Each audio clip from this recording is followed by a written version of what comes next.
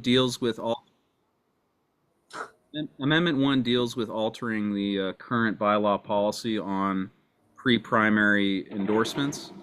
As everyone recalls, or hopefully everyone recalls, the majority, a supermajority, voted to change pre-primary neutrality into potential endorsements, favoring those who went through the assembly process.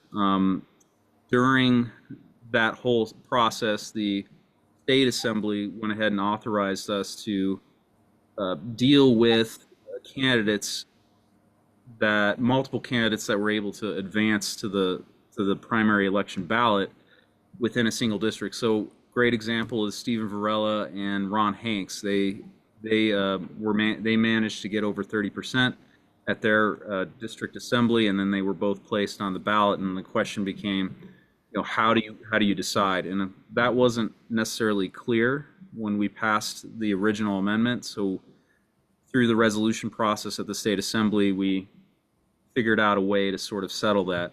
But given the feedback that we received during the primary and after the primary, there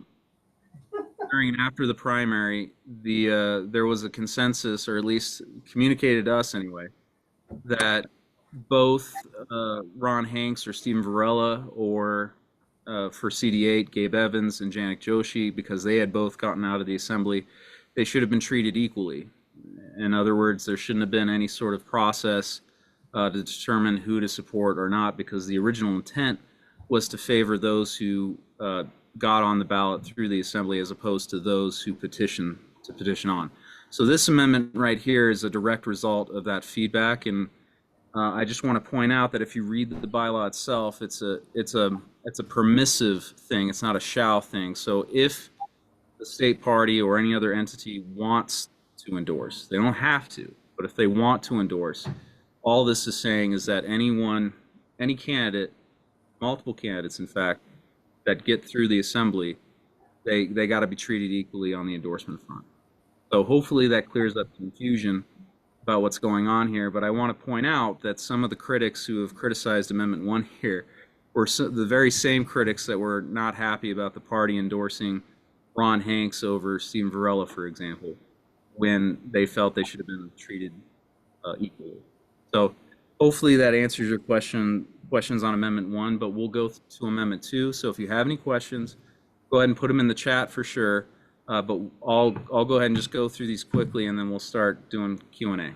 So Amendment 2, this is having to deal with a very real issue that we dealt with. There's an elephant in the room, and it was obviously a sort of a failed coup attempt, if you will, but certainly those who decided to skirt our internal processes and even engage in very open civil war within the party.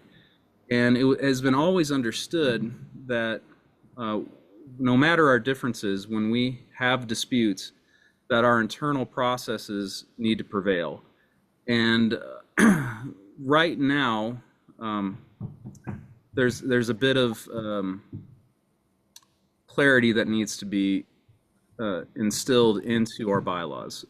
Past practice has been that when the executive committee renders a decision, that decision is in place and it's enforced until the central committee decides otherwise, right? So when there's a controversy that takes place, the executive committee hears the controversy, or it sends it back to the county, depending on whether or not it was adjudicated properly at that level. But in this instance, it should have gone to the state executive committee. The executive committee renders a decision.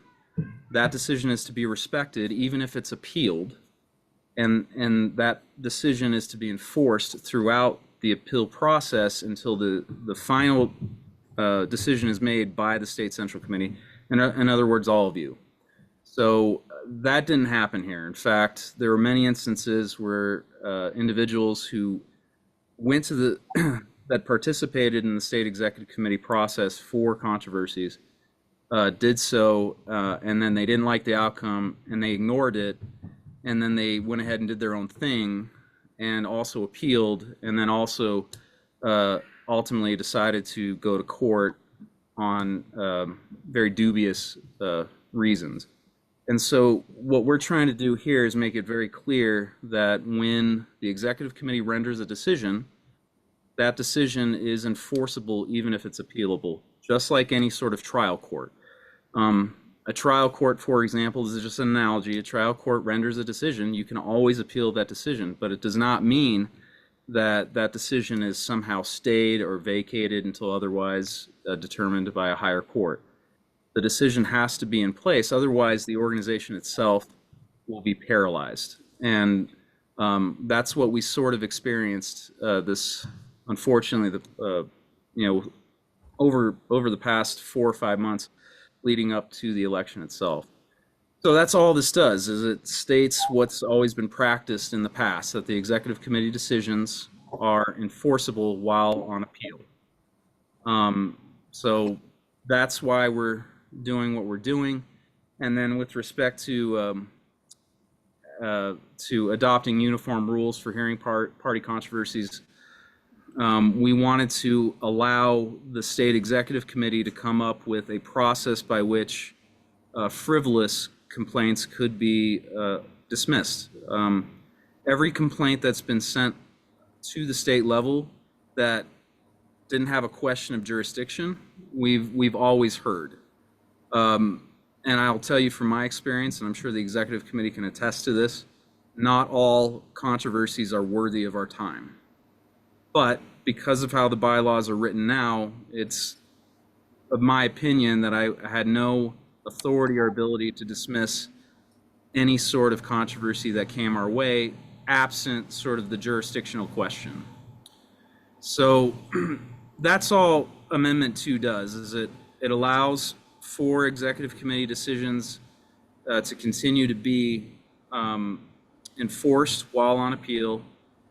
And then it allows for the executive committee to come up with a policy to deal with frivolous complaints so that we're not wasting everyone's time and ultimately encouraging those who are involved in the controversy to settle it at the lower level in their own communities. Because contrary to what others may claim, the state party doesn't actually like to get involved in disputes or controversies originating from communities that we're admittedly at a distance from. So that's what Amendment 2 does. Amendment 3, this is more or less just cleaning up redundant language. Amendment 3 has to deal with ultimately our opt-out vote. And I don't know if anyone's taken the time to read Colorado Revised Statutes 1-4-702, but that statute itself dictates more or less the process by which the party would need to avail itself to an opt-out should it decide to do so. So we reflected that in the proposed language that pursuant to 1-4-702, we'll hold a vote every odd-numbered year before October 1st, and that's what's in the state statute. But everything else still applies because the state statute is the controlling policy even above our bylaws. So it still requires everything that the current version would say. That's all encapsulated within the state law itself. So this is more or less a cleanup provision that does allow a little bit more flexibility. That's the one thing I'll say is different. The current bylaw basically says that in order to have the opt-out vote, you got to have it between the 15th day of August to the 1st day of October. And our thinking is let the officers, let the executive committee decide when they want to have that vote. There's no need to have an 11th hour vote on this. If they want to have it in the springtime, the vote in the springtime or the summertime, or they want to take it up to the end of September, that's fine. But let's allow for a little bit more flexibility instead of what we've observed to be an 11th hour sort of brinksmanship vote. So that's really the only change that would occur, is that we're allowing the next administration the ability to decide when to have the vote instead of boxing them in between. Amendment 4 Amendment 4, this is also a result of what we experienced uh, during sort of the internal civil war that that unfortunately we faced to the lead up to the election. This was ultimately adjudicated by the court of law, and this is a reflection of not only memorializing that ruling, but also cleaning it up and making sure that we remove any gaps that are currently in place. So, for what everyone will notice on the removal section, we've added in RNC national committeemen and committee women into elected officer. Traditionally and in the past, it's always been understood that this section already applied to the national committeeman and committee woman. But it's our feeling, because it's not clearly stated, that there is a bit of ambiguity there, and therefore no process by which one could initiate a removal of those two individuals. There's nothing in our bylaws that's talk about it. It's always, again, sort of been this unwritten understanding that in addition to officers, the RNC National Committee man and woman, the removal process would be the same. But again, it's not written down there, so we felt that it was necessary to make that clear, and to ensure that there would be a level of accountability on all of the top leaders in the state organization. Absent this, an RNC committee man or committee woman effectively have there's no recourse to remove them if they do something egregious. And there has been an argument about, well, how can the state central committee remove them if they're elected by the state assembly? And the answer is because the state assembly is more or less handicapped by state law. I don't know if anyone remembers this, but the state assembly and convention can only meet every 2 years in a very narrow specific window.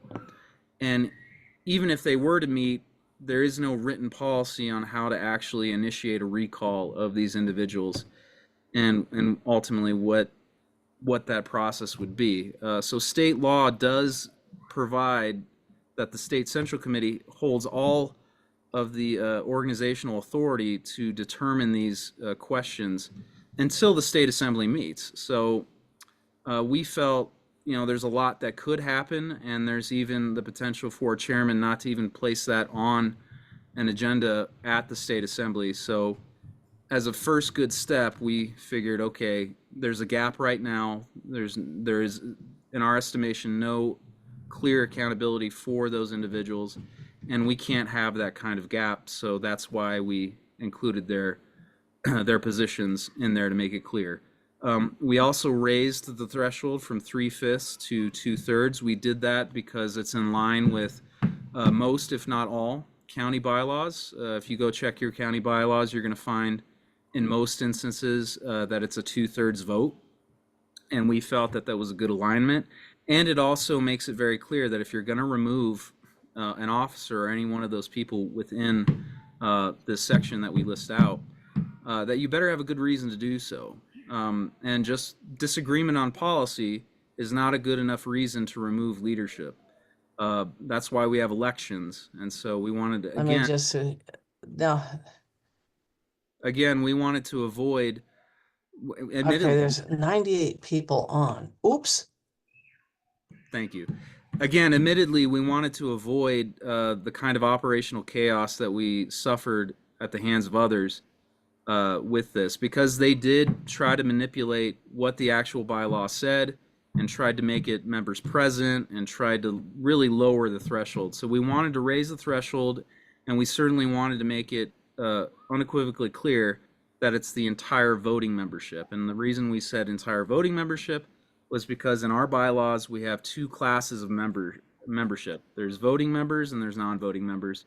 And we certainly didn't want to lump in non-voting members so as to increase the threshold even higher. So we kept it at voting members, and we did raise the 2/3 because, again, if you're going to remove leadership, it's got to be a very, very good reason and not just policy differences. Otherwise, if absent this amendment, we're essentially opening Pandora's box and allowing any minority faction to wreak havoc within the state party.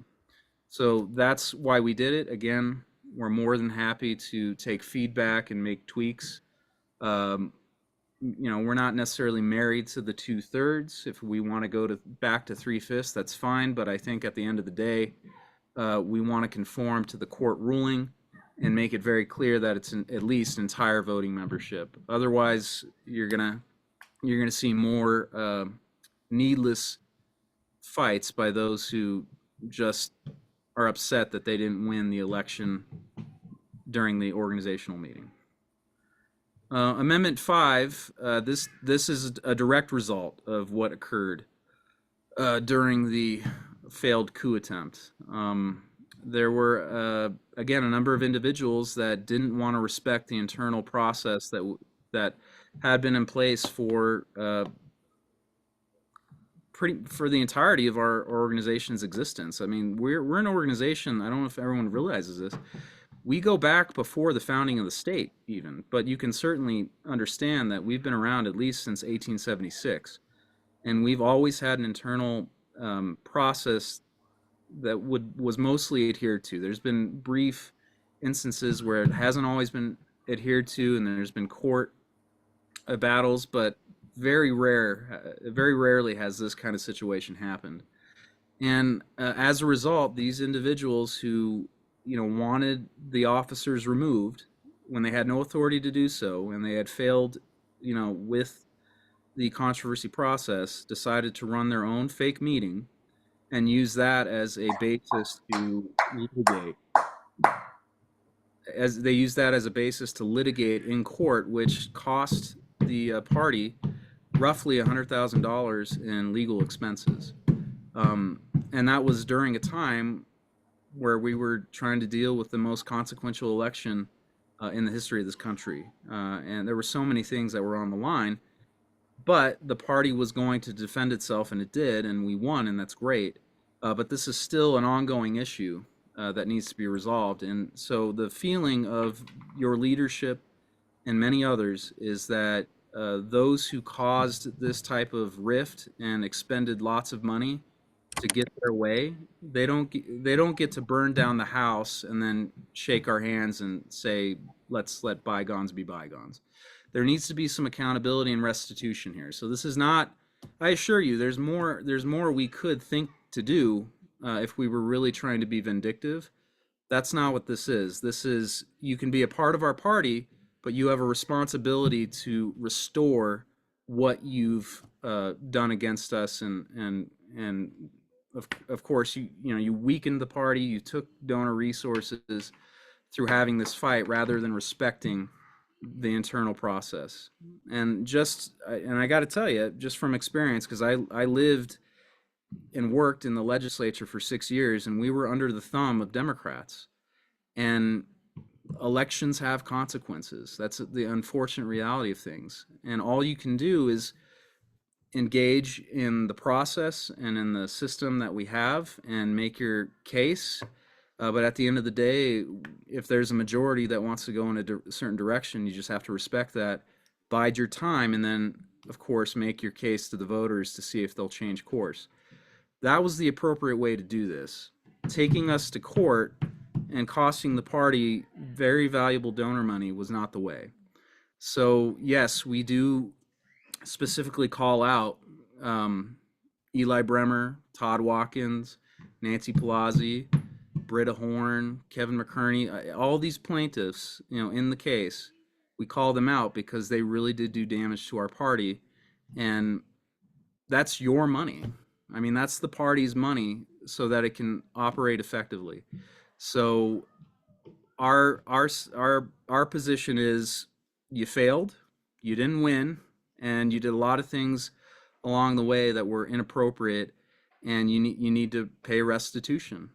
We're happy to be a big tent. We're happy to have you back working alongside us, but only if you actually want to work alongside us. And that means, hey, you gotta put back in because you really did burn down the house, or at least you did damage to it. So help us fix it.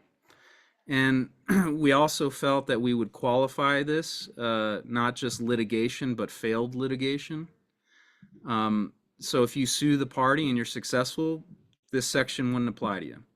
And if you sued the party, but the party and you know came to some sort of settlement agreement that ended the litigation, this section would also not apply to you. This is really trying to get after those that would avoid settling differences within the internal process of controversies and try to go to court to get something.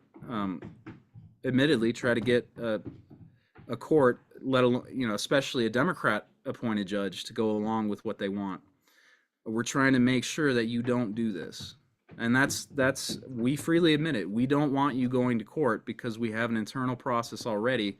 And ultimately, the power should reside with the state central committee, not with an individual judge. So that's why we did what we did. And then Amendment 6 deals with redefining membership. And it's getting after an interesting question that's been brought to us. Why is it that elected officials, by virtue of being elected, should be granted automatic voting rights? Now, state law does require that elected officials listed out in 1-3-103 that they be members of the Central Committee, but it does not confer upon them automatic voting rights. And the reason that we're looking at this issue is because, fundamentally speaking, elected officials have different interests than the party itself. And if you look at why that is, it's kind of easy to understand why the two don't necessarily mix well and sort of the unfair elements or byproducts of that. First, I want to point out that right now, being in the state that we're in, especially with Democrats holding majorities, right now, red counties that have red elected officials are Republicans in those counties get a bigger voting representation as a result, as opposed to those who are in blue counties. So, for example, El Paso County has several members of the General Assembly that are granted a vote on the Central Committee. But if you look at Denver County, if you look at Jefferson County, if you look at Boulder County, where we don't have elected officials occupying seats in those areas, they don't have an extra vote. So there is a little bit of an unfair advantage that red counties have versus the blue counties. And that's one issue we wanted to tackle. The other issue we wanted to tackle is the fact, again, that elected officials themselves don't necessarily think about the long-term health and viability of the party. They think about retaining their own power and getting elected every 2 years. So it didn't make sense to us to necessarily automatically confer voting rights in that instance. And one great example is that of Barb Kirkmeyer. And I don't know if Barb's on the Zoom. Quite frankly, I don't care, but it's a great example. Barb Kirkmeyer actually offered up legislation to kill the caucus and the assembly process. And had she done that, that would have in effect killed the party itself. The party has already been damaged by these politicians. If you look through the history, when they passed campaign finance, so-called campaign finance reform, where they lowered the amount that could be donated and shifted that money into dark money organizations. So there's that aspect that has made the party less relevant. There's open primaries, which many of the elected officials support and call into question the reason of even being a Republican, because you're automatically given a ballot for either party if you're an unaffiliated voter. And now we're even talking about some of our elected officials, and there were many campaign commercials showing them, but many of our elected officials were okay with the jungle primary and ranked choice voting that was offered by Kent Theory, thus undermining the existence of the party itself. So this is an attempt to make sure that those who really want to see the long-term success and health of the party, those are the ones that get voting rights. elected officials under this proposal would still be granted to have influence. They'd be able to have all other rights, such as going to meetings and being recognized and providing their opinion. But the one thing that ultimately sold me on this proposal was the fact that the Republican National Committee and many other states across the country do not grant voting rights to elected officials. The president himself, President Donald Trump, has great influence over the Republican National Committee, but he is not given a vote whatsoever. Congressmen are not given a vote. Governors are not given a vote. The president himself is not given a vote. And that's because ultimately these elected officials come and go, but the party lasts longer than them. It outlives them because it's an entity that's supposed to be bigger than any one individual. So, like those national figures and how they can exert influence over the Republican National Committee, they still don't get a vote. And that's by design. And it is our estimation that these elected officials can still influence our party, but it doesn't necessarily mean that our interests do align, and we certainly don't want to give more voting representation advantage to one county over another. Now, it doesn't do away with all elected representation. If you look at the proposal, we're allowing statewide elected officials who are Republicans to remain in the mix because we felt that that was an appropriate sort of compromise. If you're a statewide Republican official, then you kind of know what you're talking about because you got elected, and so we wanted to certainly keep that in place and respect it. And then we wanted to make sure that elected officials who are below that statewide level, their category would still be represented in some way, shape, or form. So, a state senator could have someone representing them at the state party level with a vote, and then those individuals would be elected by the state central committee at a reorganizational meeting. So when we elect the officers, we would also elect a representative for the state reps, for the state senator, for the district attorney, every position that's laid out there. And we felt that that was another acceptable compromise because we do cherish and we do value diversity of thought, but we don't necessarily want to continue with this special privilege and special category of voter when the national party certainly doesn't do it, and many of our fellow state parties don't do it as well. And then one more analogy I'll put out there, what this reminds me of is also the situation that Democrats have when it comes to when they select a presidential nominee. I don't know if anyone's familiar with their process, but they have delegates, but they also have what's known as super delegates. And those super delegates are oftentimes, in fact, all the time, elected officials. They're granted a vote just because they're elected. And there's something, certainly unfair about that. My idea here is that if you really want to have a vote, you should run to be a county officer. You should run to be a bonus member. You shouldn't just be granted that.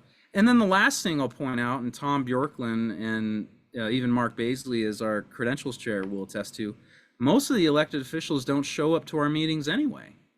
We have the credentials report to show that they don't even want to vote in most instances. And when they do want to participate, they usually send proxies, which is fine. You can send proxies.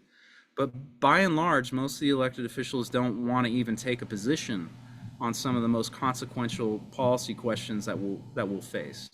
So for these reasons, we offered up number 6, and again, we're open to tweaking that, trying to make it work. But it's worthy of a discussion, and it's worthy of our attention. So ultimately, I'll end it at this, and we'll take questions. But ultimately, all these amendments, they're up to you guys. We think these are good reforms within our party that will allow for us to have better operational effectiveness. We want to avoid having the same sort of internal fights that in a lot of ways crippled us or paralyzed us. And we feel that these bylaw amendments help get us, to that to that position. So with that, let's go ahead and open it up to any sort of questions if anyone has them. And Hope, why don't you help me recognize people as they raise their hand? I see John Fielding, our bylaws chair, has a question. But for everyone, I'll recognize you in a second, John. But everyone, if you have a question, please use the Zoom hand icon so I can see you and I don't miss you. And we'll try our best to get to everyone as quickly as possible. John, go ahead. I see you had your hand up. Yeah, thank you, Mr. Chairman. I was actually looking for the raise hand icon at least on my software. I don't see it, but I have at least a couple of questions. The first is, with regard to Amendment 6, I have a real concern about whether that complies with statute. And I've read the relevant statute, and I think as long as it seems to me that the statute is geared to one of their underlying assumptions is that everybody who's on the state central committee has equal voting rights, that the statute really doesn't contemplate a committee where there are some people who have voting rights and other people who don't. One of my concerns with this is that it may introduce, one ambiguity is, suppose I'm an elected official and I'm deprived of my voting rights. Can I run as a bonus member from my county if my county has bonus members? And if I'm elected as a bonus member, does that give me voting rights? Because I am a bonus member in addition to being a state representative or state senator. As far as I know, statute does not forbid these elected officials from running for bonus member. And what this may do, one of the effects this may have, is to push elected officials to run for bonus members when they live in counties such as mine that have bonus members. So I guess my two questions would be, number one, have any of these amendments been reviewed with state party counsel? Do we have counsel who are prepared to defend these in court in the event that they should be challenged? And second, again, what do you want to do if a state senator or state rep decides to run for bonus member in order to get a vote? Sure.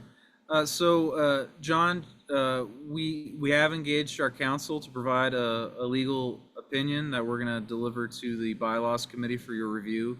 The surface level sort of analysis without doing the deep dive and before the written's submitted was that it seems like these are permissible, but they're gonna do it justice and they're gonna give us a written opinion so that you can review it.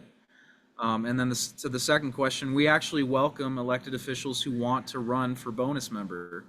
That would be allowed and contemplated, and we would appreciate it because most of the elected officials that we've witnessed, certainly through the past credentials report, don't want to participate. So in our thinking, it's that if an elected official wants to run for a county officer position or a bonus member position, then they actually want to be involved with the state central committee, and we welcome that. I would suggest one of the unintended effects of this is if it passes, is that it may encourage state senators, state representatives, district attorneys to run for a bonus member, and that would have the effect of pushing out ordinary activists because they would get elected, and then ordinary people who are Republican activists or precinct leaders or district captains at the county level would not. Now, this would not affect a number of counties because they don't have bonus members. But for those like mine that do have bonus members, this could be a live issue. Okay.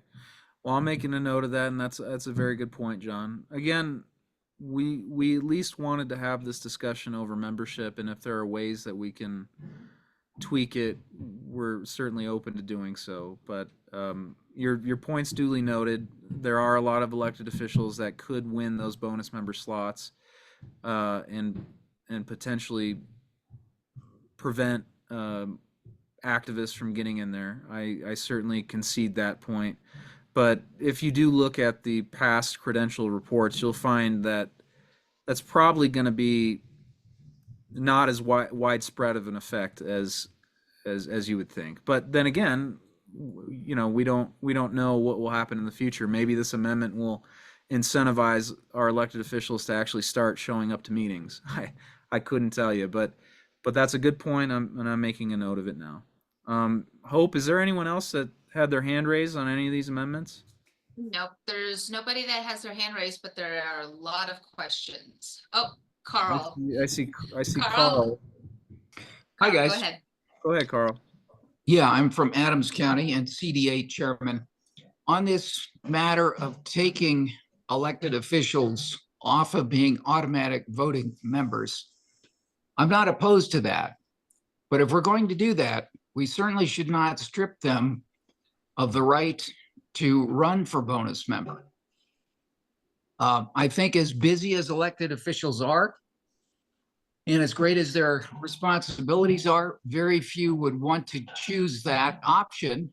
But if they're concerned enough about what's going on with the state party and they want to have a voice in it, I think they should get that voice. Yeah, that's a good point, Carl. And just to go back to Mr. Fielding's original point as well, or question, this bylaw doesn't intend to or contemplate or otherwise block other elected officials. At least that's not how it was written. Doesn't block elected officials from running for county chair or bonus member positions. In our mind, if you're going to run for it, great. We want people who want to be here and not take their voting privileges for granted. So, Lynetta, I see your hand is up, and Hope, make sure I'm not missing anyone as Absolutely. they raise their hand. But Lynetta, go ahead. I think you have the floor.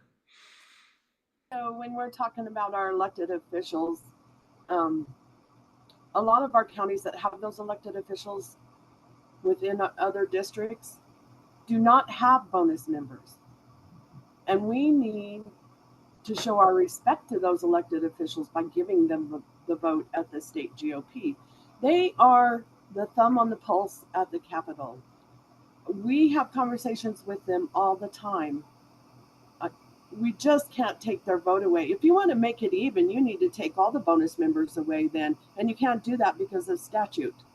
So either you're going to have to give us more bonus members, or you're going to have to let us have our elected officials, because they do participate. So, and they plan to be there on the 30th. So, and some of those elected officials did not receive the call. So I am a little bit concerned about that, because they didn't get the call in the 30-day notice. I did send it on to them. So that is a question as well. We provide notice to everyone we have contact information for, and we do a very thorough job making sure that we have email addresses, phone numbers, and physical addresses. So the only thing I can say is maybe something got lost, as the email. All of our elected officials, except for the one that's sitting. Lynetta, we have everyone's email that they've provided to us, and we send, it's on the list, and so we send Well, I it don't know. Maybe we need to follow up and make sure that's the correct email. Then I will do that. They're more than welcome to. Again, if we have their information, and we're at the mercy of what they provide us. If they don't provide us with an accurate email or phone number, or it's old and they've moved on to something else, we're not going to know that. So they do gotta tell us. And if you're telling us that there are officials that haven't received notice, we'll do what we can to make sure that everyone is provided that notice.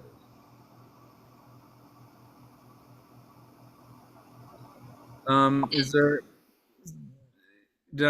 there anyone else? There's no other hand. So what Okay, about Peg? the question of taking the vote away because that lessens our vote at the state for us Western Slope counties. Um, On the Eastern Slope and Mesa County, you have bonus members, but on the Eastern Slope, you have a lot of bonus members. So you're kind of taking some of our votes away if you limit our elected officials. we don't actually see it. I mean, this is something that we can certainly debate and disagree on, but Lynetta, we don't view it that way. We actually view that the person, so in your case, what you're talking about is multi-district or multi-county districts where there's one single maybe state senator that spans several counties. That's a fair point that they, in theory, might speak for those counties, but in our experience, in our estimation, again, most of the elected officials don't show up to the meetings.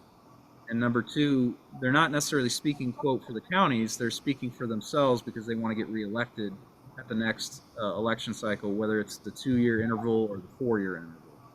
I'm sorry, I don't appreciate that comment because Cleve has worked hard for us. And I think Lauren Bohr worked hard for us. And I think Jeff Hurd and our new elected officials are going to work very hard for us. Mark Catlin worked hard for us. So I don't appreciate that they are not working for the people that elected them. They are. They're working very hard.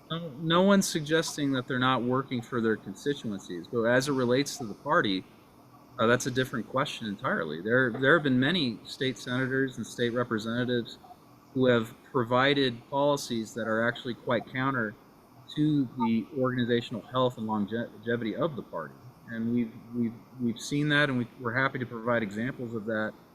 Certainly, Isn't that what the state party is for the constituents, for the voting public? Or do I mean, in our bylaws, in our state bylaws, our first statement is to get out the word to get the people to vote for Republicans. well, for example, when there are elected officials, and I'm not going to, name names at the moment, but we can certainly get into that as this sort of debate goes on in the next 2 weeks. But there are elected officials that would absolutely do away with the actual effectiveness of the Republican Party, and then the party itself will do no good for anyone. I mean, this is a very real question that we do have to wrestle and grapple with. And it's not to disparage anyone that's representing their counties or their district at the state legislature, but admittedly, those issues that arise at the state legislature are not necessarily they're not going to necessarily align with the well-being and the long-term success or health of the party itself. I mean, the best example I got for you are a number of Republicans who were currently elected or previously elected who wanted to pass ranked choice voting in the jungle primary. Not saying that was Cleve Simpson, not saying that he supported that, but there were others who certainly did, and certainly got paid very well by Kent Theory to try and destroy the party itself. And so the question is, why as an organization should we allow automatic voting rights to an elected official just because they're elected when the Republican National Committee doesn't even give that to President Donald Trump? I mean, it's a question that I think is worthy of a discussion and certainly an answer. So, And Dave, I'd like to actually just jump in for 1 second.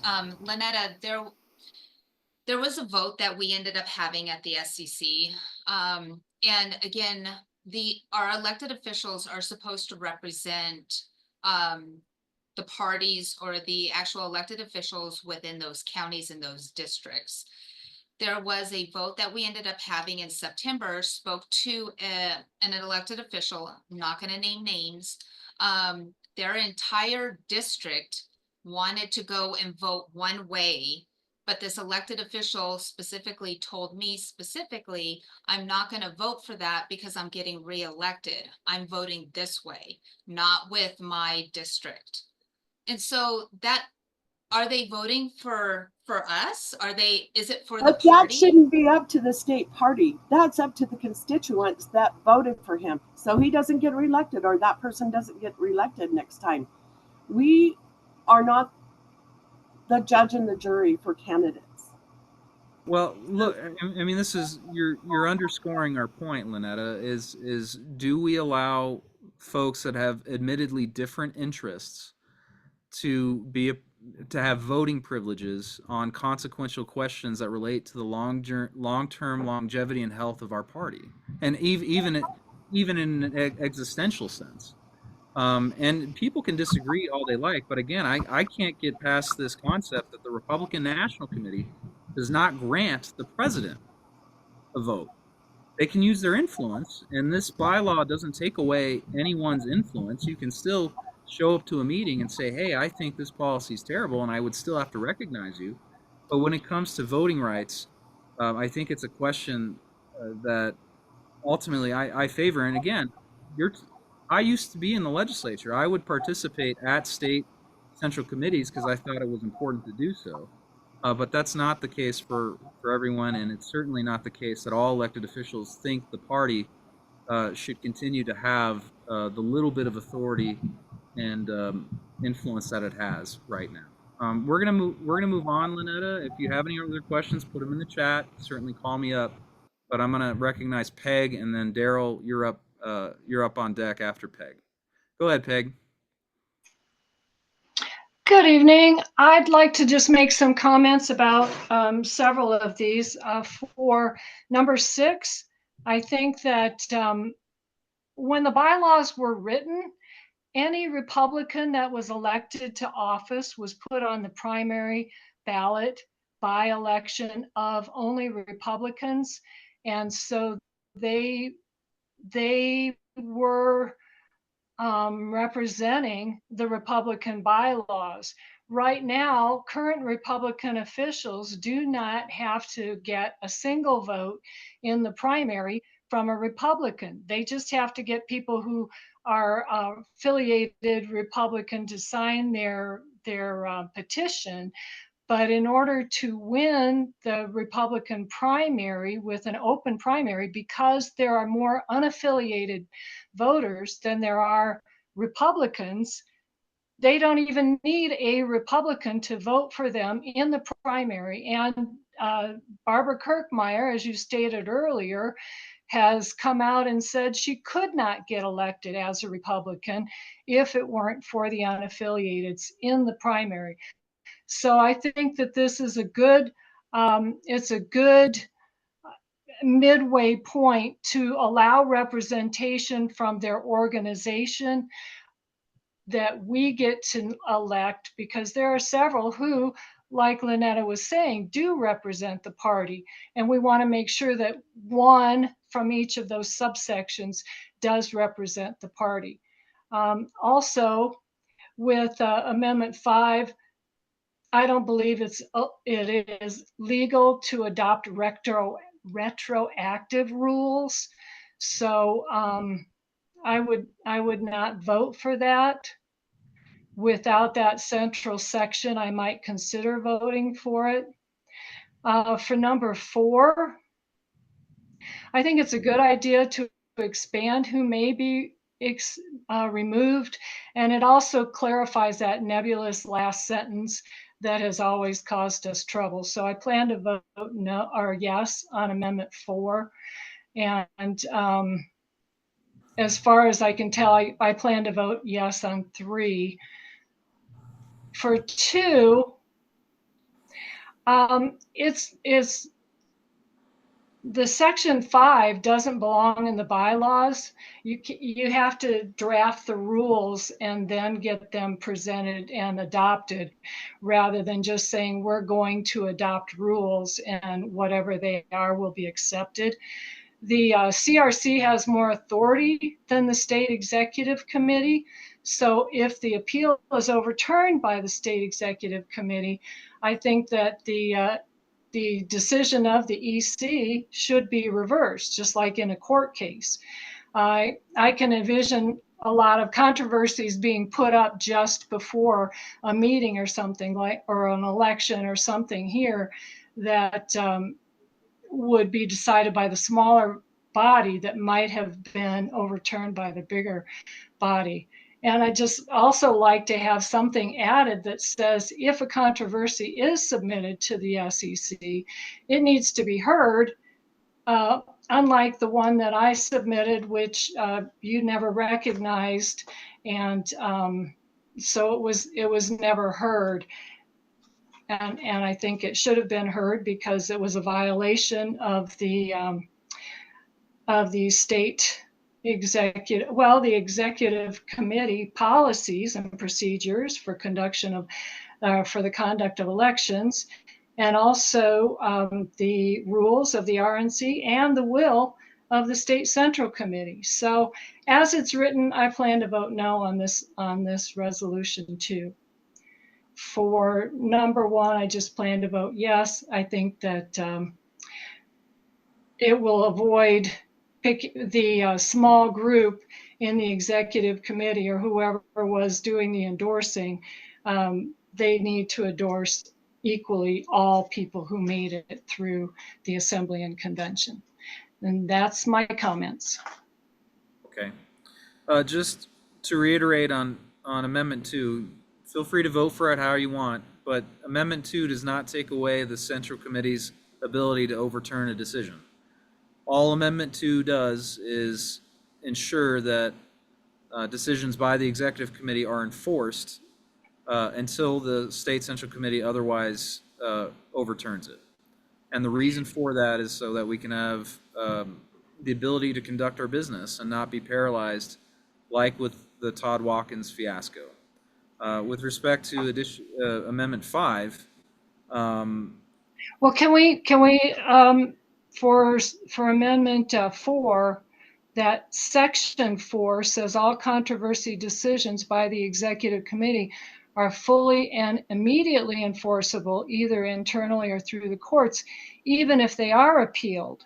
So that sounds to me like you intend to do whatever the Executive Committee decides, even before the appeal has happened, even if it is appealed. well, that amendment isn't in a vacuum. There are other parts of the bylaws that talk specifically about the CRC and their authority to make final determinations in controversies.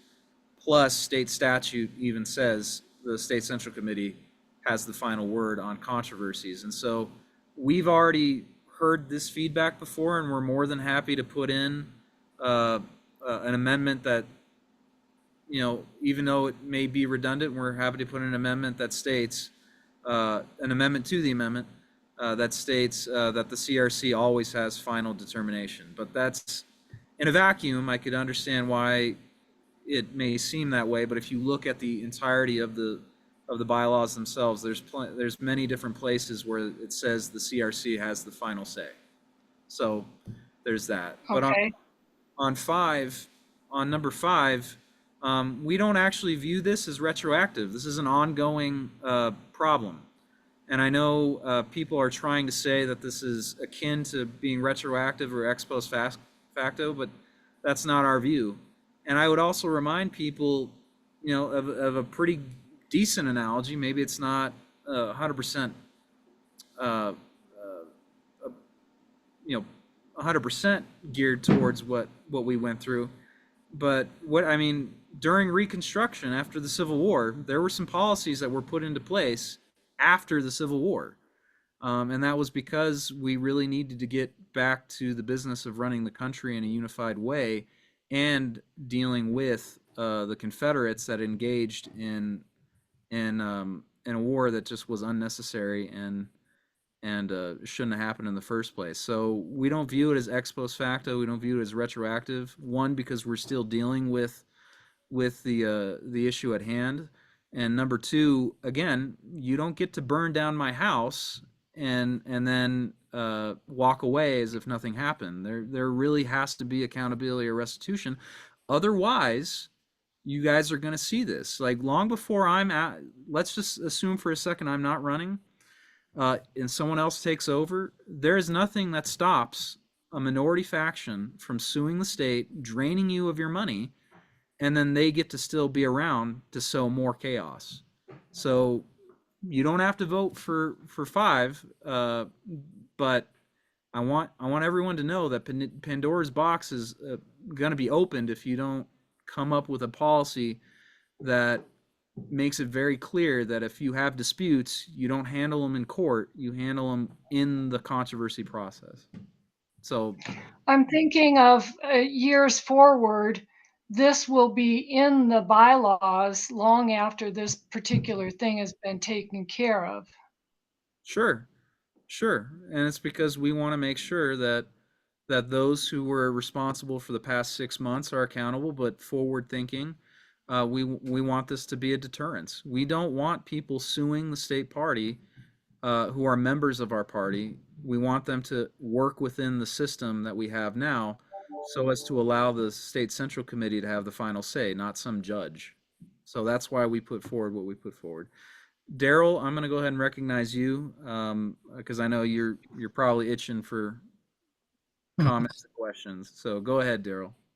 Yeah, first of all, I just appreciate the great discussion. I just think it would have been good going around and gathering the feedback a little bit earlier in the process as it would be. Just quick on your Civil War analogy there. They had to kill Lincoln to get those policies to go through. Just as that note. So hopefully that's not sort of the actions that we're looking for. And then also to be clear that, changes can occur. It just would affect the 30 January date. And I guess for some reason that's being fixated for whatever reasons that are not being mentioned. But during your discussion, I keep hearing a lot of we. And so I'm confused about who's we, because I've always worked under the assumption that the SEC is the regulating body of the GOP. And I know those get confusion terms between CRC and the SEC and the SEC and the NRC with some of the people that we have. But again, going back that if we had these conversations earlier in the process, a lot of the definitions, and I understand that people said and you said that these went through legal review, are really too ambiguous in the matter that, I mean, we're using terms like frivolous, what determines what's frivolous. Then there was nefarious that was thrown out in this meeting. What would be nefarious? Just the fact that it went against the SEC or whatever the case may be. Because as I walked that process with a lot of the people that went through this, I guess it's being called a coup. I never heard processes under the bylaws being labeled as a coup. But I guess you can do that. I know it's messy. Anybody that's ever been in an HOA can tell you how messy board meetings and stuff can be. But if you look through the different amendments, and I'll just go through like with Amendment 1, which changes Section C, it just directly undermines the principality of neutrality in the primary elections. As well as, I know you quoted the Colorado Revised Statute 1-4-702. It does raise potential legal concerns under there because primary election participation and party nomination processes, the statute does not provide for selective endorsements by a party entity before the primary. Therefore, it would make that vulnerable as legal challenges. I'm not an attorney.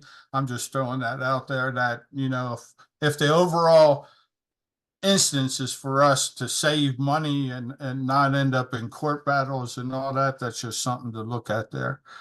Amendment 2 dealt with Section B, the duties of the executive committee.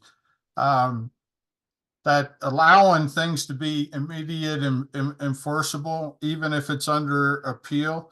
You gave some good logic behind that argument, but giving party officers the power to dismiss so-called frivolous controversies at their discretion, and not defining what would be considered frivolous.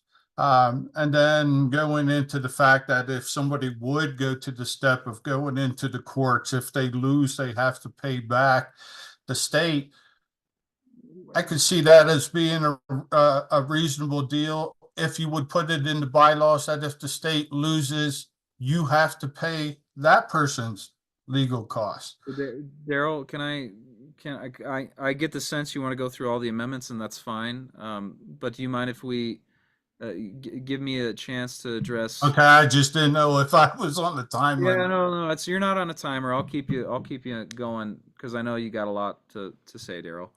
So just real quick on Amendment 1, there is a question of whether or not the party should continue with potential endorsements or go back to pre-primary neutrality, and that's a worthwhile discussion. Just for our purposes here, that's not really the question. And if someone wants to offer up the policy to go back to pre-primary neutrality, then we can certainly give it to the bylaws committee, and then we can review that and go forward. But the question before us on the 30th is, do we keep the process as is that allowed for only one candidate out of an assembly to get endorsed, or do we reform it to allow equal support for those who got out of the assembly process? And so that's really the question, not whether or not we should do it or not, because that was settled way back when, and that's not the question today. The question is, do we want to equally apply endorsements when given, or do we want to allow the process to continue as it played out in the primary of 2024? So that's the question. And by the way, state statute doesn't have to permit us to make endorsements. That's something that's well within the purview of the state party. We can decide, because we are, at the end of the day, a private political organization that is empowered to make First Amendment declarations on a whole host of issues. But it's ultimately always up to the State Central Committee. Amendment number 2, and just let me make sure I'm getting this one right, so I'm not getting the Executive Committee. So the part 5, where it says adopt uniform rules for hearing party controversies before itself that empower party officers to dismiss frivolous controversies. We're putting it on the Executive Committee itself to develop what they would consider to be frivolous. And the reason we're doing that is because the Executive Committee is a smaller body that represents the entire State Central Committee that you guys mostly elect. There's not a lot of appointments, contrary to what others may claim. There's not many appointments that I get to make onto that committee. They are truly representing you guys at large for the many different regions that they were elected to. And this is about a 25, a little over 25 member body that you guys should trust. I mean, I don't know how else to say it. You elected them, most of them. You elected most of them, so you should trust them to develop a process by which we can figure out what's frivolous or not. And the hard part of deciding what frivolous is I think it's going to be a difficult task to allow for just the officers, right? Because that's only one chairman, right? But the 3 officers, you shouldn't necessarily put it in their hands. And so if you expand it to the sort of your board of directors, in this case the Executive Committee, they're probably better equipped because they're the front line of controversies to come up with uniform rules that can be put out there. And if those rules are unacceptable after they're implemented, the Central Committee always holds the power to alter whatever policy the Executive Committee puts forward. But I assure you, from my perspective, there are many frivolous controversies that come our way that suck time, energy, and resources and redirect towards things that are just not important. This is a necessary reform, and if you don't want the State Executive Committee coming up with a policy to dismiss frivolous claims, then the likelihood of more controversies that are going to make their way through the process to the state central committee and waste our time during. But wouldn't you have that power now? No, we don't. If you had it, I mean, granted, you would have to hear it, but nobody sits there and says that you would have to spend a week on, and I wouldn't even know what a frivolous claim would be, but. How the process works right now is that anyone can file a controversy complaint. And the only thing that we can wrestle with is whether or not the state executive committee has jurisdiction to hear it, because our bylaws do provide that controversies have to be heard first at the level at which the controversy started. So if a county has an issue, they can't just come to the state party. They have to work it out first. And if they fail to do so, then they can come to us. So that's sort of the one thing we can do to not deal with claims prematurely. But beyond that, there are many frivolous claims that come up that right now the only thing we can say is go back to your county. But if it's not county related, if it's a statewide claim, then the executive committee has to hear it no matter what, and then they can render their decision. But I assure you, when we hear controversies, this is not some half an hour thing. We take about, on average, 2 hours, maybe a little more than that, to hear claims and then deliberate and then render decisions as best we can, which is always appealable. So there, even the frivolous finding would be found appealable, right? Yeah, but we don't want to spend 2 hours on something that we know to be frivolous from the word go, right? I mean, that does happen. Yeah, and we still have to deal with it. And we can certainly give you examples of that. We'll pull up stuff, but I assure you there are plenty frivolous claims that come up that certainly could have been handled in any other way and not through a controversy process. And it seems to me that the executive committee, since they're on the front lines of hearing the controversies, they're best equipped to come up with a uniform policy that gets at what frivolous is and how to handle it. And I'll go to 3, and I'll give it back to you, Daryl, because I know you want to go to 4. Well, I don't know if you actually brought up 3. You kind of jumped to Amendment 5 after 2. So I'll address 5, and then I'll give it back to you. But 5, the state party doesn't want to go to court normally. The only time it goes to court is if it has to defend itself.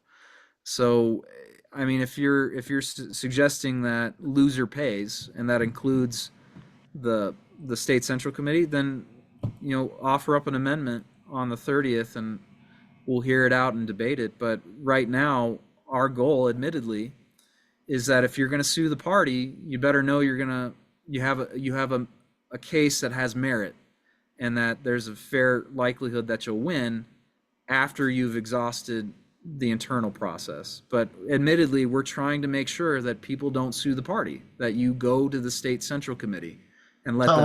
On that case in particular that's mentioned on there, do you feel that the state did everything proper in the entire process, from all the way when the original petition was sent to make whatever call? And I understand that as being a primary player and all of it, whatever that might have had on the judgments, but to have this, whatever it was, meeting under the bridge, whatever the craziness there, but even just making the call that said, don't bother showing up because all we're going to do is gavel this and that. And, understanding, I've sat in at least a million different meetings. I've never seen a process like that.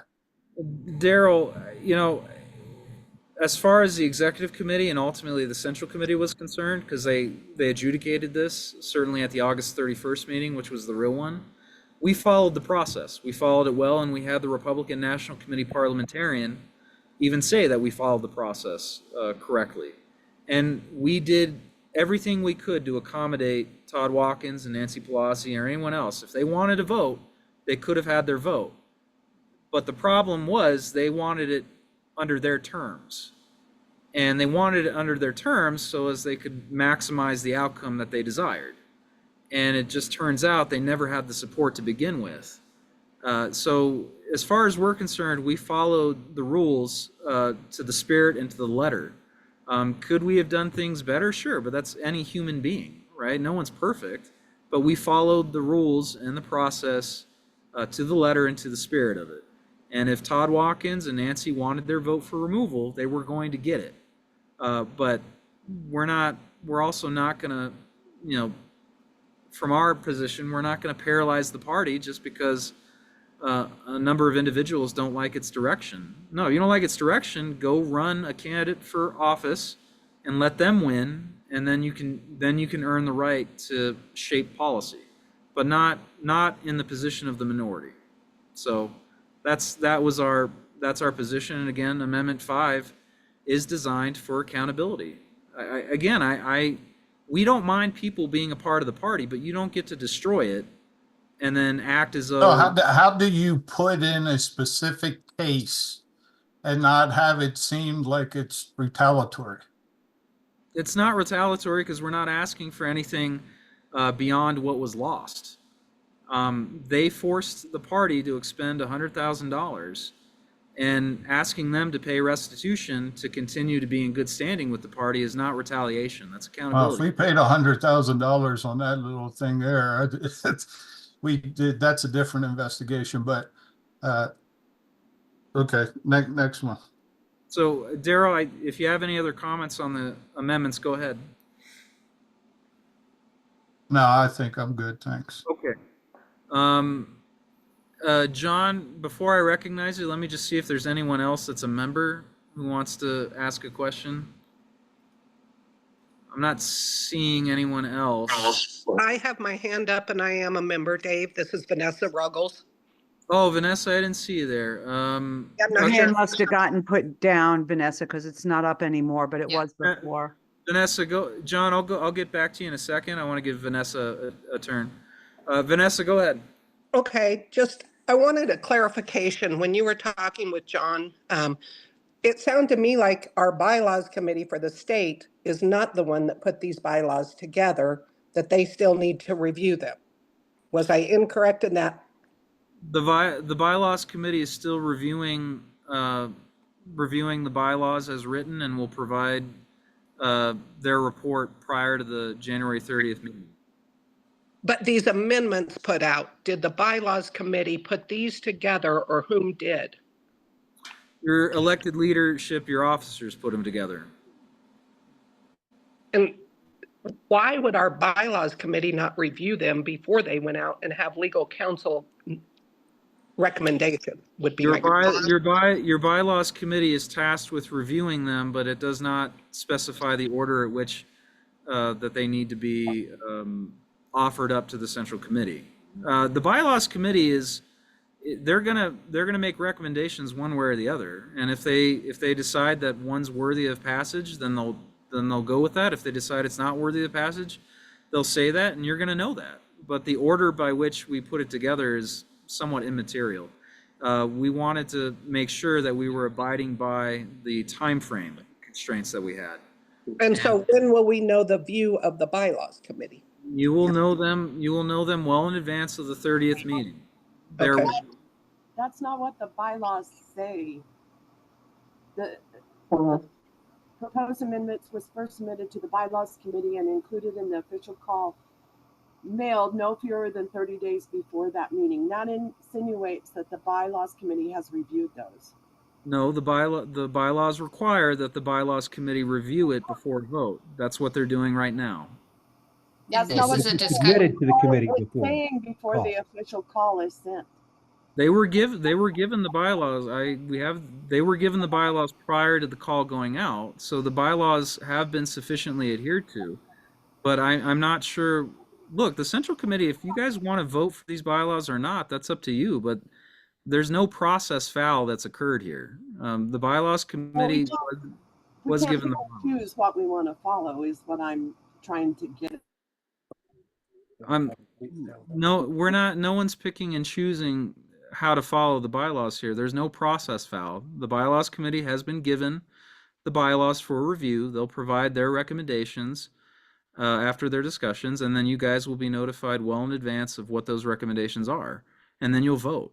There's no process foul here. So, we're doing it the way that the bylaws have written it. So Now, I take a difference with that. I'm sorry, but we submitted bylaws.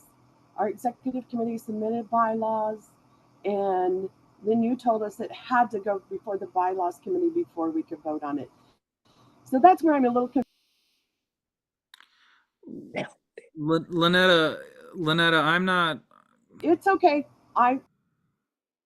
Okay, well, look, if anyone has bylaw recommendations, you're always welcome to give them to John Fielding or to me. And any recommendations for bylaw proposals, I always pass the bylaws committee.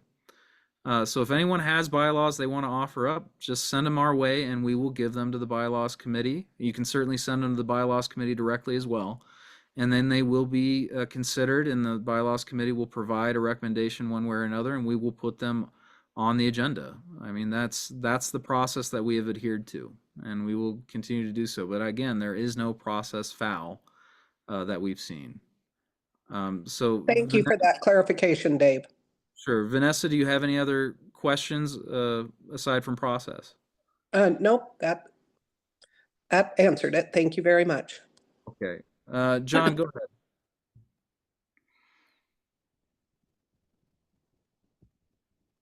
Thank you, Mr. Chair. No, just to quote for the committee's own information, the bylaws committee did not participate in the drafting of these amendments, but we are in the process of looking at them and looking at various issues. One that I'm concerned about is Amendment 5. And I think Amendment 5 leaves a number of issues hanging, simply from a drafting standpoint. And some of those could be troublesome in the future. Is it when it says that certain people's membership rights shall be indefinitely suspended? This, I think, could raise an issue because basically we have a 2-year cycle for membership and election and re-election. For example, suppose, hypothetically, somebody like Nancy Pelosi or Todd Watkins runs for office in their county organizational meeting, and they are elected to either the office they had before or maybe to some new office. Perhaps they get elected as bonus member. Is the intention of this amendment that that once imposed, the suspension of their rights would continue even though they've been re-elected and sent by their county in a recent election? Or would we say, well, they've been re-elected and the effect of that election is that now they occupy a new office or a new position? And so, what would be the effect of that under this amendment? Another question is, the amendment is triggered if they organized failed litigation. Now, who determines the litigation that they organized has failed?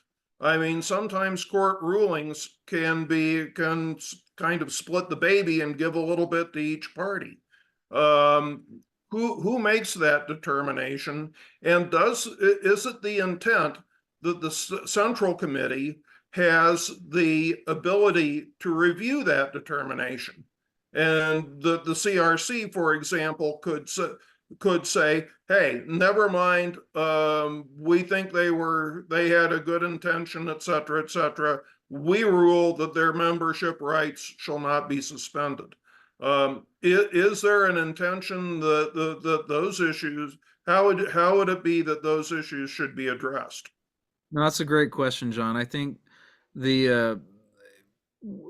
our feeling was that the State Central Committee always has the final say, especially when it comes to enforcement of the bylaws. And so if the State Central Committee felt that this particular bylaw shouldn't apply to a particular party because it's a little bit more complicated than simply failed litigation, then we were okay with that. If we wanted to add in sort of an amendment to the amendment to clarify that that's always the case, number one, or we want the executive committee to determine what failed litigation looks like, we're more than happy with it to do that, because that's Well, I think there needs to be some sort of an amendment then that maybe gives the CRC the power to undo a suspension. And what's more, that amendment needs to specify what kind of vote the CRC has to have, whether it requires a simple majority, whether it requires some kind of supermajority. Sure. And I think those things need to be in this amendment, or you're going to have issues going down the road. And I think we're okay with that, John. I think a simple majority vote for the CRC's part would suffice. That's how we would deal with controversies anyway. So that would be fine. And if we wanted to zero in on a more thorough determinative process with the executive committee, perhaps, on what constitutes failed litigation, we're fine with that as well. With respect to your first question, the thinking was that this amendment would strictly apply to state party membership. So if, for example, Todd Watkins, I know he's running for chair in El Paso, if this amendment were to pass, or a version of it were to pass, he would still be the chairman of El Paso County. He would still have the voting rights conferred to him at the El Paso County level. But with respect to the state level, there would be a suspension of his rights on that level. And the El Paso County would theoretically, they would know that going into it, that, hey, Todd Watkins, his voting rights have been suspended. So if you want to elect him as your chair, that's fine, but you're going to take a hit on your representation at the state level as a result. But Todd Watson voting at the state, representing its county, is representing its county, not voting as Todd Watson. So in all actuality, you're disenfranchising the voters that voted Todd Watson in office. No, because if the county Well, you say no, but then that's going to be another court decision that's going to come down. No, excuse me, Daryl, no, it won't. If the county understands that any one of these individuals that have harmed the party by engaging in draining its resources through lawfare, if they still want to elect that person, then they're walking into it with eyes wide open, understanding completely that, hey, they're going to take a representational hit at the state level. And that's their choice if they want to do that. But again, I got to tell you, if you guys don't want any sort of accountability, that's up to you. But this is going to continue. If you guys think that what Todd Watkins did is simply not going to happen again because, with wishful thinking, you got another thing coming. This is likely to happen more and more as the party allows it to. So again, the purpose of 5 is to be a deterrence as well as an accountability on the current folks that were still engaged with issues over. So all right. To move to another amendment, I think there is a drafting glitch with Amendment 2, because under statute, the state assembly does have the power to prescribe the rules to resolve certain controversies. The statute now, our state assembly has not exercised that power, to my knowledge, but theoretically they do have the power to prescribe rules to the Central Committee for the resolution of controversies over the regularity of county and district organizations, and over the right of particular organizations to use the name Republican. So I think probably there has to be something in here about uniform rules that acknowledges this at least latent power in the state assembly. Otherwise, I think that amendment, at least part of Amendment 2 does not comply with statute. Are you, John, are you suggesting that maybe amending 5 to capture that? No, it should be in, it probably, yeah, to amend 5 to take account of the fact that at some future time, the state assembly may exercise its latent power to prescribe rules for the resolution of those particular kinds of controversies. To clarify, the state assembly does not have a general power to issue, to require the state central committee to adopt rules on any matter whatever, but statute does give the state assembly the power to prescribe rules for controversies in 2 particular areas. We don't have any objection to that. If the bylaws committee recommends having an amendment to put that into Amendment 2, we're okay with it. We don't have an objection to that whatsoever. All right. Thank you. You bet. Let's see here. I'm going to go to Gary and then Hugo and then CJ. So go ahead, Gary. Good morning, and thank you again for the discussion. But you said one thing, and I guess I've got a question on it. But you said underneath the time constraints you had to get this out, that you didn't put it to the bylaws committee and then present it to the members after they reviewed it. What are the time constraints that led to this, that this had to be such an urgent issue, that this wasn't actually held at the November reorganizational meeting or even further down the road than that? Well, I think you're probably asking about the March reorganizational meeting. Why not have all these bylaws debated there? Is that more or less the question? Yes. Yeah, the reason simply is because if we had this plus an election, then you're going to be there potentially until well into the evening.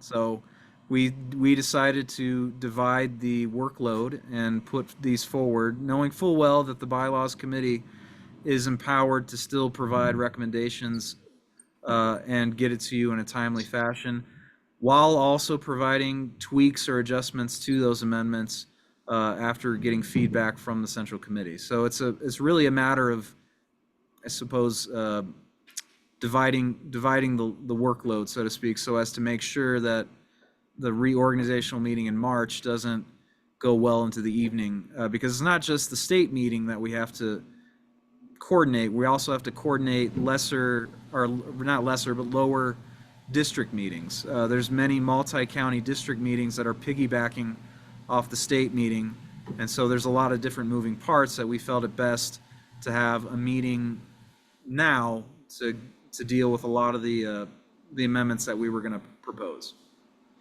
Yeah, and that Dave, just kind of can goes. I ask one question real quick? Gary, I tried to get in touch with you. I don't have your full name. I just want to get it to make sure that I have it for my notes, that you're a member of the SCC. Can you just give me your name? Yes, Gary Melcher. And you're a bonus member, an officer? No, officer, Prowers Okay. County. I'm sorry? Prowers. You said Prowers? Prowers. Okay, that's what I needed to know. Thank you. You're welcome. And Go ahead, Gary. sorry, I got kicked off there. And I still don't, and I appreciate the trying to control the length of that meeting, that we all know what that timetable is already going to be.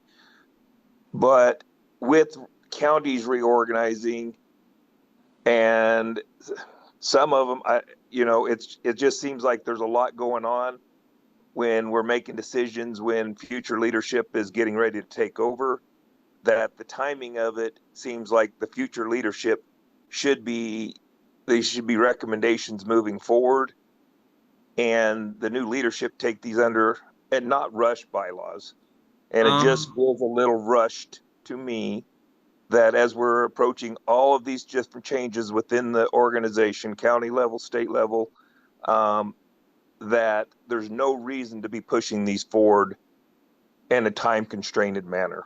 Sure, I can appreciate the concern, Gary, but I've never been one to agree with the notion that let's go ahead and allow someone else to do work that we can do now. That's just how I felt. We put it forward, and if you feel uncomfortable about it, you feel it's rushed, vote no. It's your central committee. Typically, if people, usually when this objection arises, it's because they really just don't like the bylaws in and of themselves. And I'm not saying that's you, Gary, but I've heard that from others as a reason to vote no on these, and that's fine. But I would encourage everyone to please look at the merits of the bylaws themselves and realize there's no such thing as a lame duck party. We're not Congress. We're not some other outgoing administration. More than half of you are going to retain your position just because that's historically how it works. And so again, I don't agree with this notion. Let's not do anything. Let's not make major decisions because we have a new potentially new constituted membership and leadership team. If we had that mentality, then there's no reason to do anything at the reorganizational meeting other than just hold elections. And that historically we've never done that. So let's just have a discussion. If you don't feel comfortable about it, vote no. If you feel it's rushed, vote no. But no matter what, look at the merits of it. Don't just say, oh, well, someone else is going to take over for me, so I'm going to go ahead and not think about it. I don't think that does justice to the people that you currently represent. So Hugo, go ahead. Okay, thank you. I just had a quick input into what we were talking about, litigation versus or litigation for the resolution of a rogue member or something that took place. What if instead of litigation, we agreed to have a form of binding arbitration that is required by both parties to accept the results of, so that issues like that could be resolved through arbitration rather than litigation? Just a thought that occurred to me. It's something that we can look into. It admittedly might be tough to actually implement because our organization is heavily regulated by state statute, and state statute confers certain, I suppose, privileges and rights. For example, there's a I don't remember this. It's called a 113 proceeding, if you will, and it confers the ability to sue over election matters.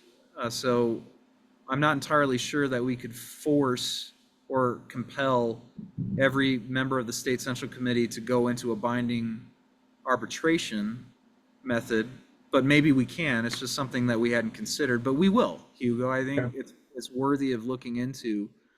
It was just a thought. It just occurred to me. That's all. Right. I'm just throwing it out there for thought. For sure. And just so everyone's aware, this is why Supreme Court precedent and state law generally it sort of attacks this process from the court side with jurisdictional questions. Typically, when there's an issue of jurisdiction, typically when the party is a defendant in court, the judges are required to look at jurisdiction. Is this something that they can even look at? Because in 1-3-106, all sort of internal disputes have to be settled by the party itself and not by a judge.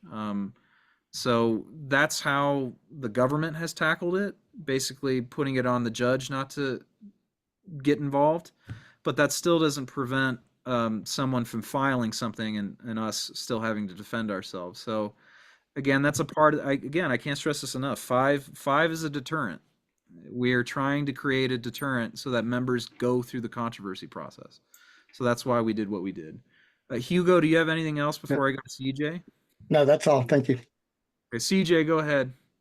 Thank you, Chairman. Do I understand John Fielding is the chair of the Bylaws Committee? Is it? Yes. Okay.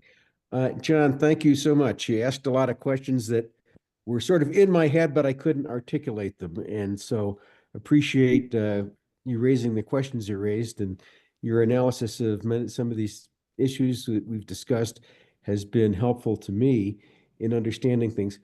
When were the bylaws submitted to you and the committee? They were submitted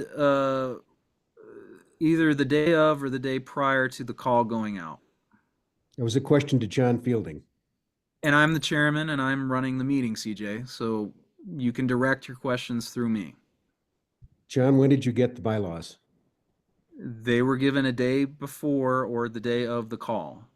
You- I when don't- in- We got them when the chairman is right. We got them at the time, at the date and the time that, well, at least I got them at the date and the time that he said. So like December you 30th. got a day or two before? CJ, you're direct. We're going to treat this like any other meeting. Please direct your questions to the chair. How long did the budget or the bylaws committee have to review the amendments? They're reviewing them right now. Okay. How long before they were sent out? They received them, again, the day prior or the day of. I don't specifically remember, but that's irrelevant because they have plenty of time to review them and provide recommendations prior to the January 30th meeting.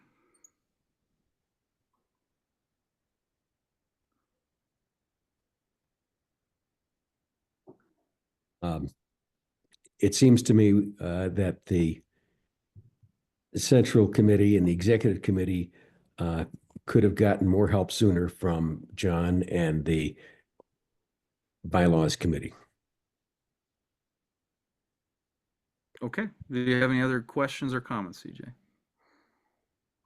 Yeah, why didn't you submit them to the Budget Committee or the Bylaws Committee sooner and get their input sooner? We actually did submit the topics, but we were unable to get drafted language to them prior to the time that we'd sent them. John can attest to this for sure, and we definitely have the receipts that, or long before that the call went out, I had sent them an email to the entire committee notifying them that there are a series of bylaw reforms that I would like to propose, but because of the holidays and because of other personal issues with some of the members, that I I'm won't dealing with some medical problems. And I will confess that I've been slowed down a little bit because of medical problems. I probably will be facing significant surgery later this year. And I have been a little slow, and for that, I apologize to the Central Committee, but I'm dealing with them as best I can. And by the way, I just want to point out that I don't think John Fielding has to apologize for anything, but CJ, I want you to be well aware that this was a topic, all these amendments were a topic that were raised prior to the call and when they received the drafted language. So no one is trying to do anything here, and because of the prescribed timeframes that are listed in the bylaws, the Central Committee has plenty of time to consider what they want to consider, and John and his bylaws committee certainly have enough time to provide recommendations and even amendment tweaks that don't go beyond the scope of what was offered. So if you're uncomfortable and you don't like the amendments, vote no. But again, there's no process foul that's gone on here.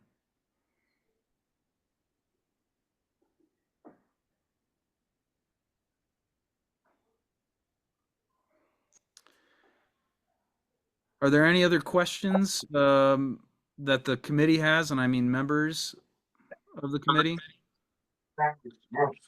Vanessa, go ahead. Question. So when the bylaws committee, if they do make recommendations for amendments, when would we receive those revised amendments with their recommendations prior to vote? Is that what you said? Prior to vote, but I believe the goal would be to have it at least a week prior to the vote, so that people Okay. can consider it. That's the goal. Okay. So, thank you, Chairman.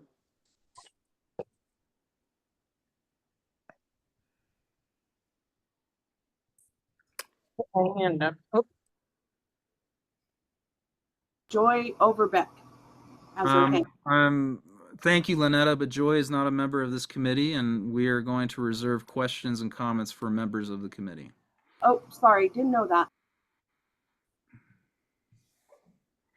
Okay, Anybody else? I have my hand up. Michelle Gray.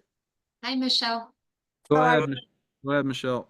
Hi, Dave. Thank you for having this. You have clarified a lot of things for me anyway.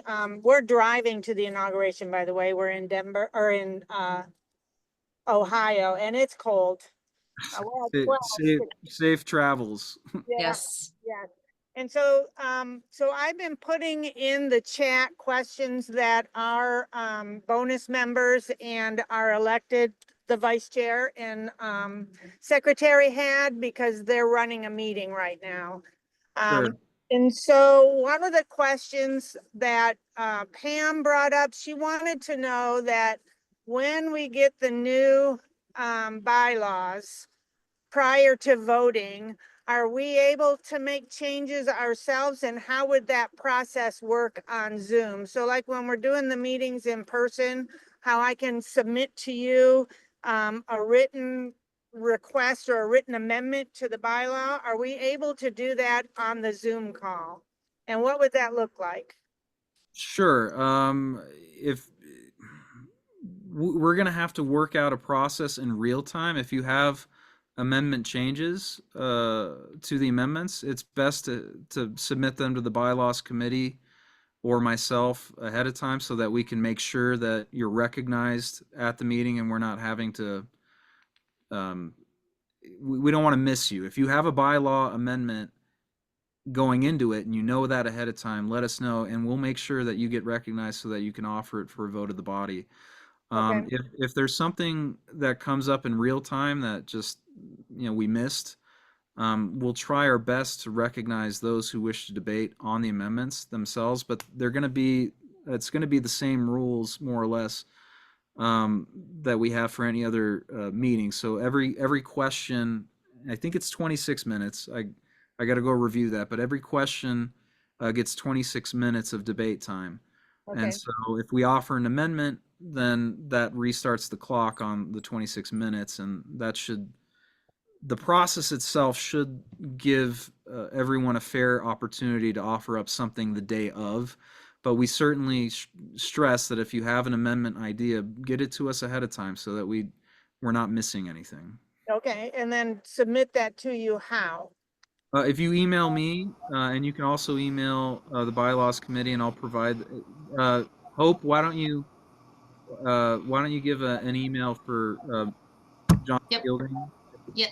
And just so she'll type that in the chat, and then email me and John, and we'll make sure that your amendment to the amendment is not only considered with the bylaw committee, but we'll also put you in the queue for discussing it the day of.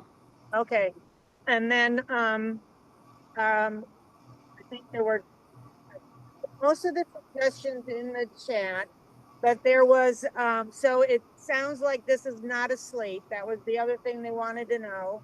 And so it's not a slate. We are going to debate each one individually. Yeah, Okay. if the committee, whatever the committee wants to do, we're gonna let them do, as has been our practice since I've taken over. Yeah, okay. And then I think that's it. Thank you, Dave. You bet. Lori, is this Lori Sane? No, this is Oh. Lori Garcia Sander. Hello, Mr. Chairman. How are you? Hello, Lori. Doing all right. Hi. Go ahead. Thanks for hosting this meeting. I didn't get to hear the beginning, but I've heard a little bit about the last 15, 20 minutes. So I appreciate your time explaining some of the things that have been proposed.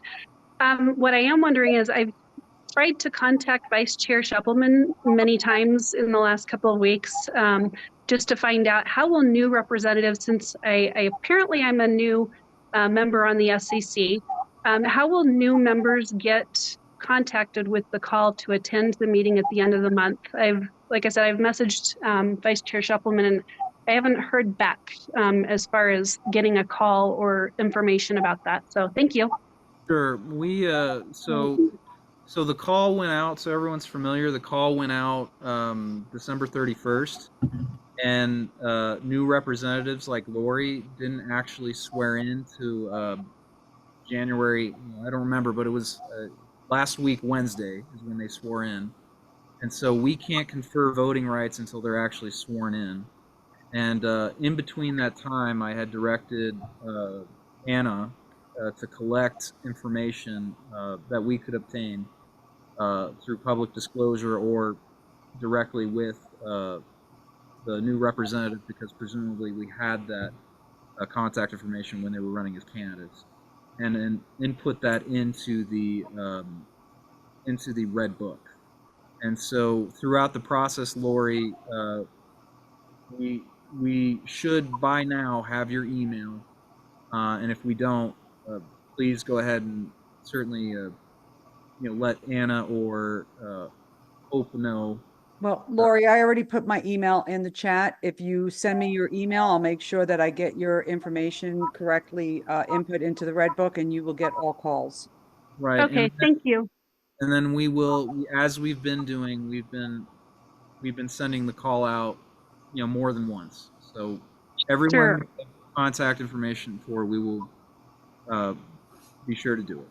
Okay, I appreciate that. And I understand that it wasn't sent out to electeds, but I know that I'm not the only one. So I don't know if that's something that we need to reach out to you, Anna, to give that, or if you'll just look down the list and say who are the newly elected reps and remove the previous reps and add the new reps. What I I've know done, that. but what I've done already, Lori, is I've gone on to the General Assembly website. And Lynetta, can you mute? I've gone onto the General Assembly website and I put your house email in there. I don't have your phone number, so I couldn't contact you. So just send me an email and I'll confirm the information that I have for you in the Red Book, so you will get all the calls. All right, I appreciate that. Thank you so much, Anna. You're welcome. Bet. Okay, I don't want to wrap up too early here. I've stayed on a little bit longer than I anticipated, but are there any other questions about any of the bylaw proposals? Okay, I'm not seeing anyone else raise their hand, but that doesn't mean that you're not wanting to speak. So I guess I'll put it out there. If anyone has a comment or a question, speak now, and we'll address it. Otherwise, we'll go ahead and we'll wrap this up. Okay. All right. I'm not seeing anything else, so I'll just go ahead and wrap it up here. We'll say, I'll say this, that if anyone has any questions, and Anna and Hope and I will go through the chat, and if there's something we missed, we'll try to address it and put it out to the entire Central Committee. But if anyone has any questions, feel free to ask us anytime. We're not afraid to engage in debate or talk. I know there's many on this call that have said otherwise. But again, despite the rhetoric, we're more than happy to have free and honest and open debate and allow for a vote, and whatever happens, happens. So if you have anything, please tell us. But other than that, we wish you all the best, especially if you're traveling to the inauguration. Safe travels. And if you're there, we'll see you there and have a good time. And if you're not, we hope you have a good time watching it back home. So thanks so much. We appreciate it. And again, don't hesitate to reach out. Thanks, everyone.